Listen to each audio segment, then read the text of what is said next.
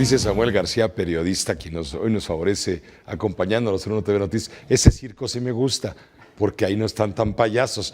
Por lo menos los payasos son más inteligentes. Samuel, bienvenido, ¿cómo estás? Muy bien, muchas gracias por Gracias, la invitación. Samuel, por invitarnos, por aceptar la invitación y estar con Uno TV Noticias.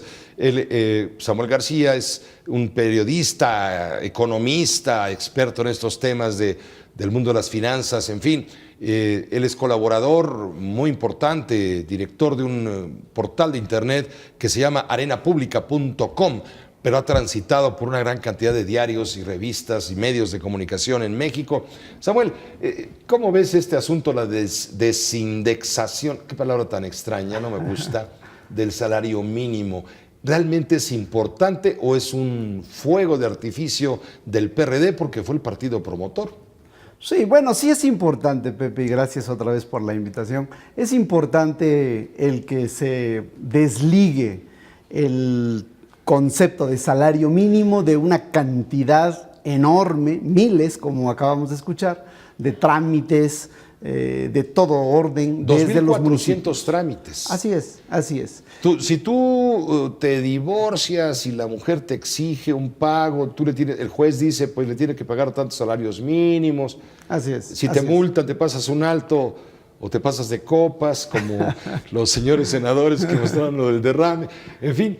Y ello provocó que el salario mínimo pues no se tocara o se tocara poquito, porque iba a tener un impacto sobre todos estos trámites, muchos de ellos que tienen que ver con las finanzas públicas. Entonces querían desindexarlo, es decir, quitarlo de esa referencia. Así es, romper esa liga. Porque el salario mínimo no se creó para eso. Así es, totalmente de acuerdo. Entonces, al romperlo, se van a crear unas nuevas unidades administrativas de medición, algo así, en donde tu crédito, mi crédito, en fin, los que haya por ahí indexados al salario mínimo, pasarán a estar indexados a una nueva unidad de medida y el salario mínimo queda liberado. Esta es una buena noticia para los trabajadores.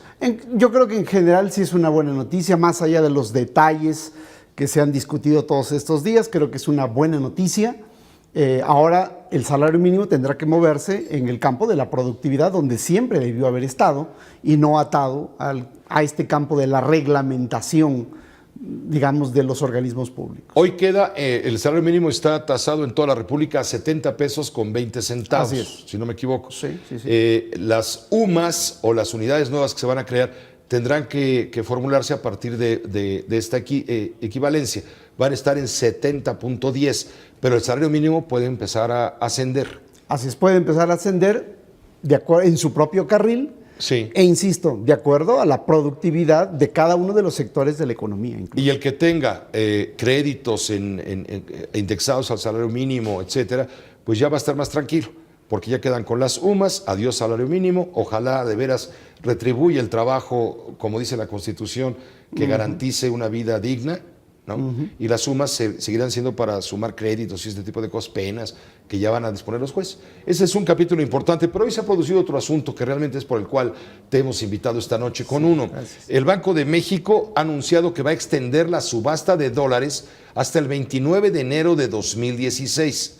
La Comisión de Cambios está integrada por funcionarios de la Secretaría de Hacienda y del Banjico, del Banco Central, y anuncia ajustes a las medidas preventivas respecto a la liquidez del mercado cambiario. A partir del lunes 23, se van a eliminar las subastas diarias libres, es decir, las subastas sin precio mínimo, y prolongará las que se activan como precio mínimo. De este modo se ofrecerán diariamente 200 millones de dólares a un tipo de cambio equivalente al cierre de la jornada anterior. La comisión puntualizó que las subastas de dólares se mantienen ante la posibilidad de más jornadas de volatilidad de los mercados financieros durante los próximos meses. ¿Tú cómo la ves? A ver, este es un asunto técnico, pero muy importante. ¿Qué es lo que está pasando? Está pasando que hay una gran volatilidad en el mundo. El Banco de México ha vendido, en lo que llevamos del año, ha vendido 20,000 millones de dólares de sus reservas internacionales. Alrededor de unos 450 millones de dólares semanales, Pepe, ha vendido el Banco de México para supuestamente controlar la depreciación del peso frente al dólar. Y para mandar un mensaje de que el peso no está solo. Así es, cosa que no ha logrado. El peso se ha depreciado en los últimos 12 meses 22%. Digo que no lo ha logrado porque otras economías latinoamericanas no han vendido tal cantidad de reservas y sus monedas se han depreciado menos que lo que se ha depreciado el peso. Es el caso de Perú, por ejemplo, es el caso de Chile. Claro, se da un caso que no es coincidencia, tú tampoco crees en las coincidencias. El Fondo Monetario Internacional anteayer hizo una recomendación al Banco de México, al Gobierno de México, para cuidar los activos, la liquidez de sus reservas. Así es.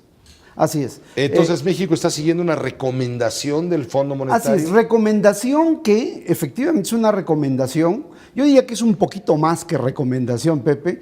El Fondo Monetario manda una vez al año una misión a cada uno de sus países miembros. Lo hizo con México. Y estos analistas del Fondo Monetario analizan prácticamente toda la economía y luego obtienen algunas conclusiones que se las entregan al gobierno.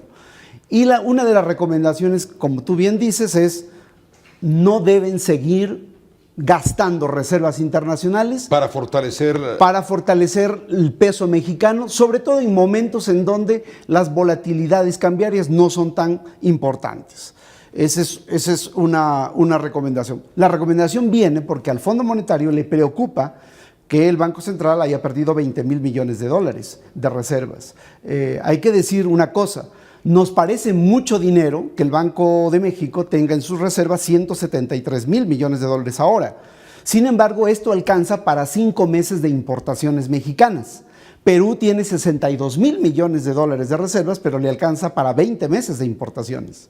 Entonces, las reservas que tiene México no son tan cuantiosas como el número grandote pareciera decir si la comparamos, como se compara en todo el mundo respecto de los meses de importaciones que tiene el país. Y esto le preocupa al Fondo Monetario Internacional y entonces envía esta recomendación. Claro. Y esto hace que el Banco Central diga, bueno, vamos a cambiar la manera como ofrecemos dólares al mercado. ¿Cuál va a ser el efecto?